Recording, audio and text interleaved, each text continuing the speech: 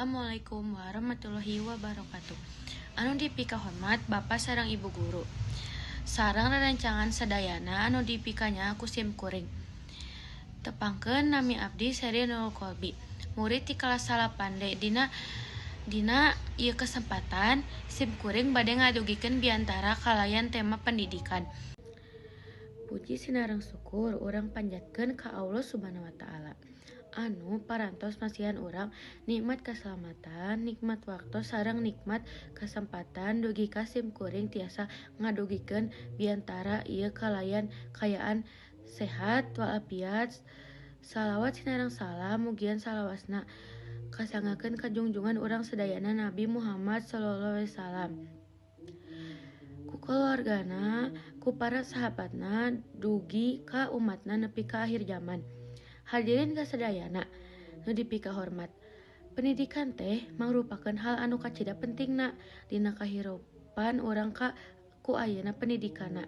Urang tiasa ngaungkakeun ilmu pangaweruh anu engkena bakal jadi bekal pikeun ngahontal cita-cita jeung pangharepan mangsa hareup. Sakola lain dengan saukur tempat pikeun diajar maca tulis jeung ngitung. Sakola oge mangrupakeun tempat pikeun ngawangun sikap, ripola, jeung tanggung jawab. Di sakola urang diajar disiplin, diajar gawe jeung batur, jeung diajar ngajeunan sasama rerencangan sadayana.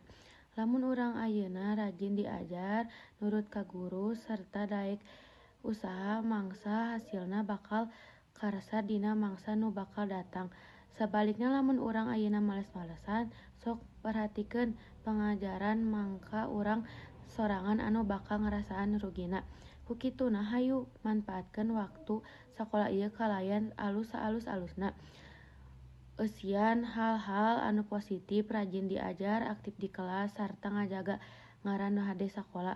Ulah nepi ka kesempatan anu geus dipasikeun ku urang ieu jadi disia-siakeun lantaran kalaka urang sorangan guru jeung anu kacida gedena jasa dina pendidikan urang.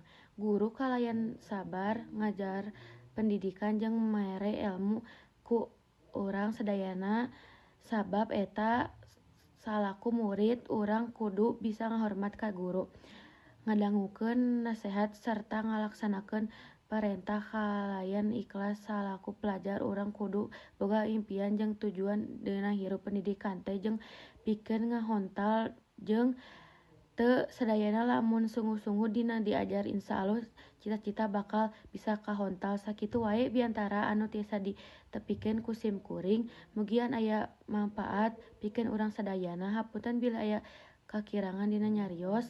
Wassalamualaikum warahmatullahi wabarakatuh.